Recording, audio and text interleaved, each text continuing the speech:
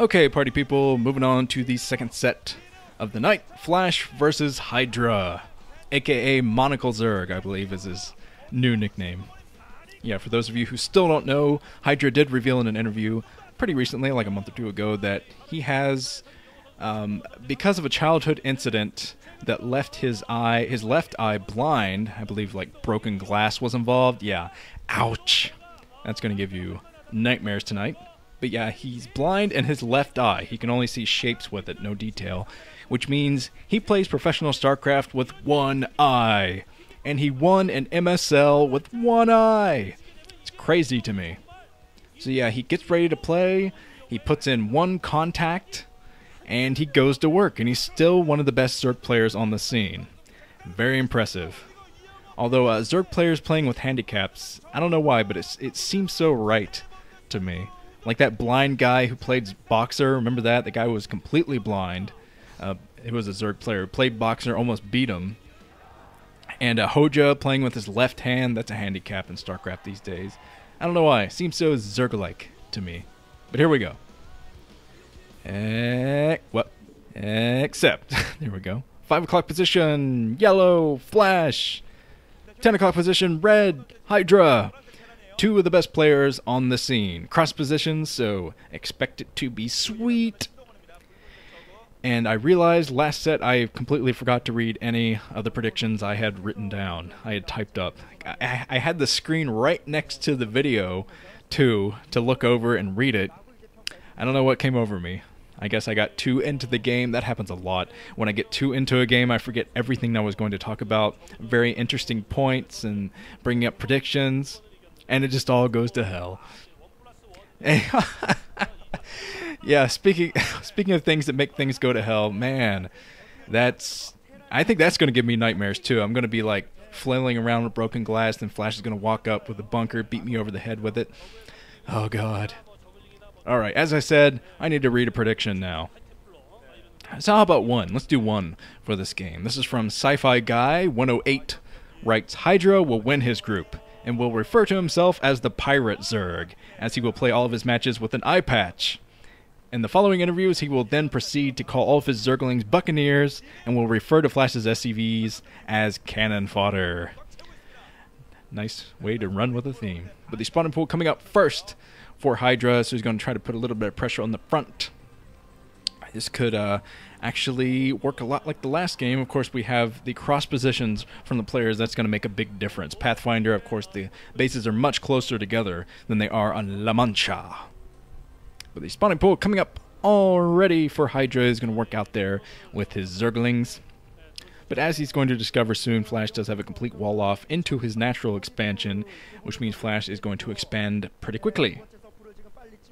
Alright, here come the Zerglings now for Hydra. It's actually kind of hard to believe that Hydra won an MSL not too long ago. The MSL, of course, goes through a lot more, I guess, circulation than the OSL does. Well, especially lately. But yeah, there's a lot more MSLs than OSLs in general. Throwing out the huge time between this OSL season and the last one. I guess it's actually still kind of hard to believe that I'm casting an OSL now. Yeah, that is strange. But anyway, I am casting it, so let's cast it. Hydra, whoa, Hydra is down here with his drone at the 8 o'clock position, so he might be trying to take that and his natural expansion, get a quick one-up on Flash by doing that. But of course he wants to get the scouting first, running in there with his Zerglings to apply some pressure at the front. He's still going for that supply depot, even though that Marine is there. Might be able to do this. Flash only has one SCVN, but he does have his Marines, and 2 Marines are going to be able to do this. Yeah, having a Marine at the front made a big difference there, but the third base already coming up for Hydra, so he's going to try to out-macro Flash. By doing this. Flash is probably going to get suspicious soon once he goes up and sees the lack of extractor up for Hydra. The lack of extractor means that he's not teching extremely fast. He probably saw the extractor popping up, so he knows he's going to be suspicious that there's something else out there that he hasn't seen just yet. Because if Hydra was going for a standard type of build, he would have had that extractor up much quicker, and he would have his, well, his hatchery in a much more easily identifiable spot as Flash was working his way in. But the Academy and the Engineering Bay coming up for Flash. This is his typical style as of late. Get all of his important upgrades at once to be able to move out. The +1 upgrade for the Marines and of course, the stem and building his turrets all at the same time. That's what he loves to do. And of course, he still goes for his double scan technique, where he uses his scans the natural in the main, and gets all the information he needs. Because obviously, the Zerg player can't build outside of the creep, but Hydra does have a wild card here. He can build one of his important buildings down at the 8 o'clock position, and Flash probably won't be able to scout what's coming his way with just 2 opening scans, so that could work out great if he does build something down at that position. But the second extractor coming up already. Here comes a lair for Hydra, but I do think he's going to start off with mutas, since he got his lair before even the Hydraless Den comes up. Another couple of barracks for Flash, already macroing up. He does have his second base very comfortably mining, which means he'll be able to support a lot more barracks soon. Now, let's take a look at the drone saturation. Not too much drone saturation going on for Hydra. Obviously, he just popped out with his third base. This is risky from Hydra. Doing the third base so early, he needs some way to defend it. And usually a Zerg player will have to wait until they have lurkers to defend a third base by putting those lurkers on the choke. Be able to do that there. And looking at Flash, I was expecting him to pull out his ruler there mid-game, but I guess he did that before the game. There are 2 medics at the front. Here comes a Spire for Hydra, so he is going to try to start off with some mutilous harassment on Flash. And Flash, I'm waiting for him to build one more barracks. I think he's going to. Yeah, Flash got some treatment.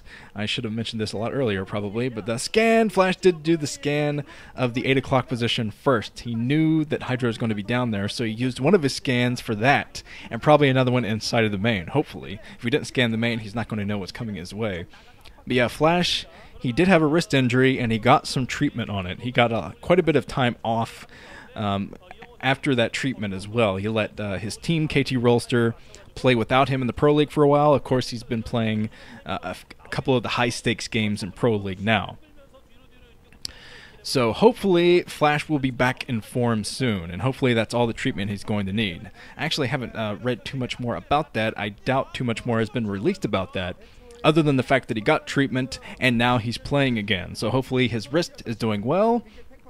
And I'd heard that it was a muscle injury, not a nerve injury. And that is important, because if he had a nerve injury, it would have been a lot more serious. But since it was muscle related, it can be, well, not easily treatable, but treatable. And possibly easily treatable, not exactly sure. But the creep colony coming up now for Hydra is going to try to defend that base at all costs. Especially now that he knows that Flash knows about it, if he saw the scan anyway. But the Zergling there to get the scout, which means the rest of the Zerglings going to have to run away for now until the Mutalisks come in to help them out to get a big pincer attack on Flash's troops. But Flash, I have a feeling he's going straight for that 8 o'clock base. So it's a good thing that Hydra is already starting his sunken colonies there. He had one creep colony that I see, but now he's coming in with his mutas, trying to get that surround.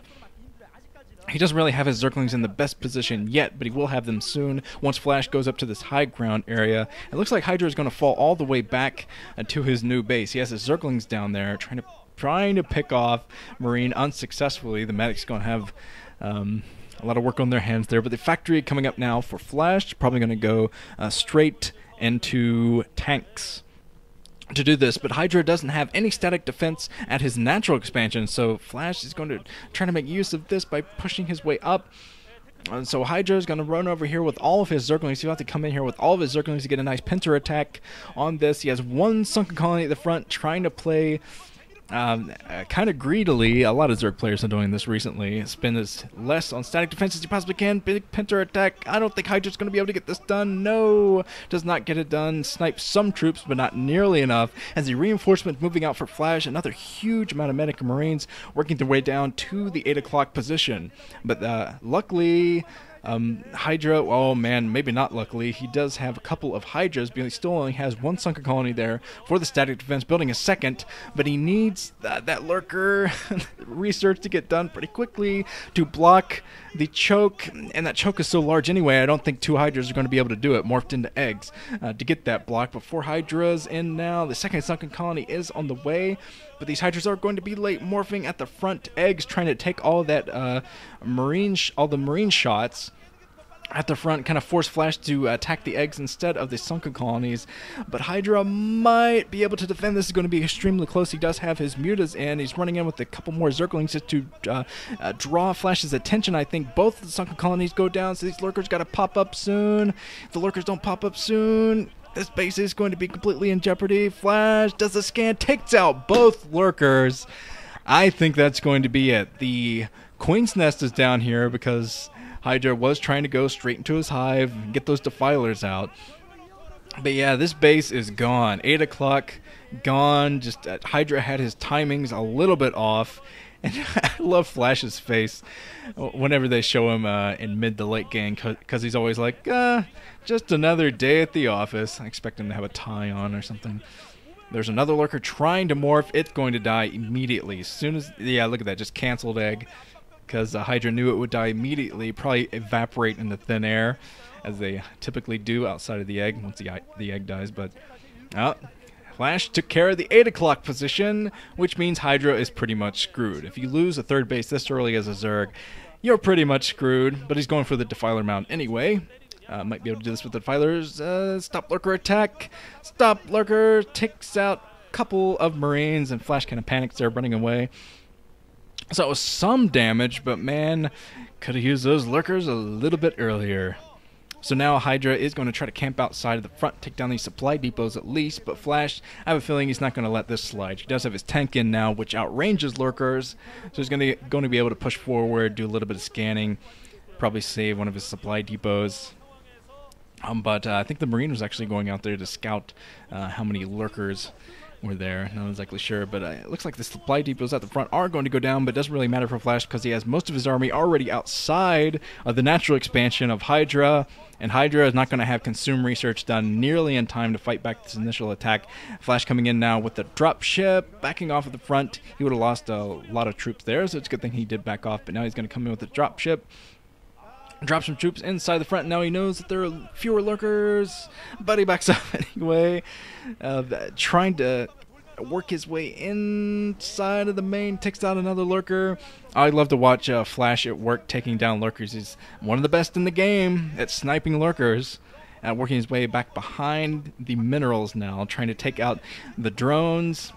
And yeah, Hydra is just clinging desperately to life. Look at this. Drones going down. Nowhere to run, nowhere to hide, except for the natural expansion, of course. Here comes the drop ship. Oh, man. Flash taking down another lurker. Barely taking down that lurker inside of the main. But yeah, Flash just completely destroyed Hydra's economy now. He has no economy. He can't mine anywhere because there are Marines all over the place. And his little defense there, or attack, rather, with lurkers at the front is completely destroyed, so there's absolutely no reason that he shouldn't GG.